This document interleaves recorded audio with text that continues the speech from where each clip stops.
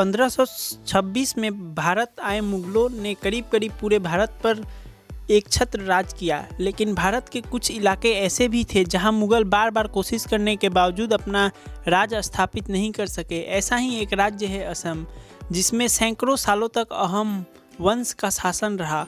मुगलों ने इस दौरान कई बार कोशिश की, लेकिन लाचित बरफुकन जैसे योद्धा के चलते मुगल असम पर कभी भी कब्जा नहीं कर सके। तो आइए जानते हैं असम के इस महान योद्धा के बारे में, जिसने शक्तिशाली मुगलों से टक्कर लेने का फैसला किया और न सिर्फ टक्कर ली बल्कि मुगलों को हराया भी। लाचित बरफुकन के बारे में जानने से पहले हमें अहोम राजवंश के बारे में जानना जरूरी है। बता दें कि अहोम राजवंश ने असम पर करीब 600 सालों तक राज किया। इस राजवंश की स्थापना 1228 ईस्वी में म्यांमार के एक राजा ने की थी। हालांकि असम आकर इस राजवंश ने हिंदू धर्म अपना लिया था। मुगलों और अहोम राजवंश के बीच करीब 70 सालों तक रुक रुक कर लड़ाई चलती रही, लेकिन मुगल इस राजवंश को कभी नहीं जीत सके। जैसे कि सभी जानते हैं कि मुगलों की नीति हमेशा विस्तारवाद की रही।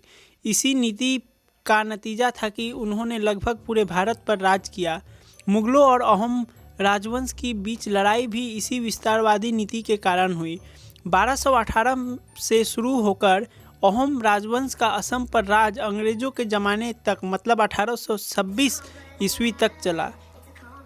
हमारे इतिहास में कई ऐसे योद्धा हुए हैं जिन्होंने अपनी वीरता से मुगलों और अंग्रेजों से खूब टक्कर ली, लेकिन दुख की बात रही कि हमारे इतिहासकारों ने उन्हें भुला दिया और ऐसा योद्धाओं की कहानी देश की आम जनता तक नहीं पहुंच सकी। ऐसे ही योद्धाओं में शुमार किया जाता है लाचित बोरफुकन का। बता दें कि लाचित बोरफुकन असम के अहोम राजवंश के सेनापति थे। यहाँ साफ कर दें कि बोरफुकन लाचित का नाम नहीं बल्कि उनकी पदवी थी। लाचित का जन्म 24 नवंबर 1622 में अहोम राजवंश के एक बड़े अधिकारी के घर हुआ। बचपन से ही काफ़ी बहादुर और समझदार लाचित जल्द ही अहोम राजवंश की सेना के सेनापति यानी कि बोरफुकन बन गए। लाचित ने सेना का सेनापति रहते हुए अहोम सेना को काफ़ी ताकतवर बनाया, जिसका फ़ायदा उन्हें मुगलों के खिलाफ लड़ाई में मिली।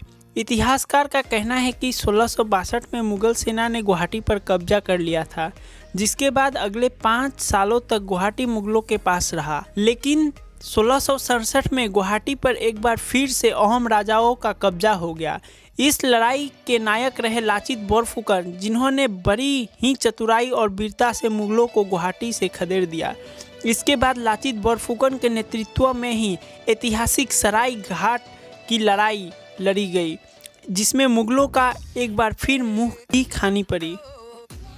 1667 में अहोम राजाओं से मिली करारी हार के बाद मुगल बुरी तरह से तिलमिला गए, जिसके कुछ समय बाद ही मुगल शासक औरंगजेब ने राजपूत राजा राम सिंह के नेतृत्व में विशाल मुगल सेना को अहोम राजवंश पर जीत के लिए रवाना कर दिया।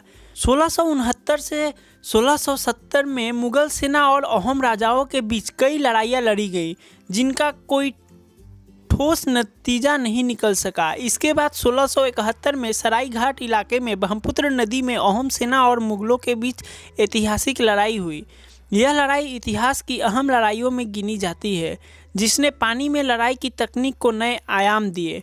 सराय घाट की लड़ाई में मुगल सेना बड़े बड़े जहाज़ों पर सवार होकर असम में घुसने की कोशिश कर रही थी, लेकिन अहोम सेना ने संख्या में कम होते हुए भी तकनीक और चतुराई के दम पर शक्तिशाली मुगल सेना को हरा दिया। कहा जाता है कि सराय घाट की लड़ाई से पहले अहोम सेना के सेनापति लाचित बोरफुकन बीमार हो गए और युद्ध में हिस्सा नहीं ले पाए। जैसे ही युद्ध शुरू हुआ, अहोम सेना मुगल सेना से हारने लगी। इसकी सूचना मिलते ही लाचित बीमार होते हुए भी लड़ाई में शामिल हुए और अपनी कमाल की नेतृत्व क्षमता के बल पर सराय घाट की लड़ाई में करीब 4000 मुगल सैनिकों को मार गिराया और उनके कई जहाज़ों को नष्ट कर दिया। सराय घाट की लड़ाई में करारी हार के बाद मुगल पीछे हट गए और फिर कभी भी असम पर आक्रमण के लिए नहीं लौटे। सराय घाट की लड़ाई के कुछ समय बाद ही लाचित की बीमारी से मौत हो गई, लेकिन यह वीर योद्धा इतिहास में सदा के लिए अमर हो गया। असम में आज भी लाचित बोरफुकन का नाम बड़े ही सम्मान से लिया जाता है और हर साल लाचित के जन्म दिवस यानी 24 नवंबर पर असम में लाचित दिवस मनाया जाता है।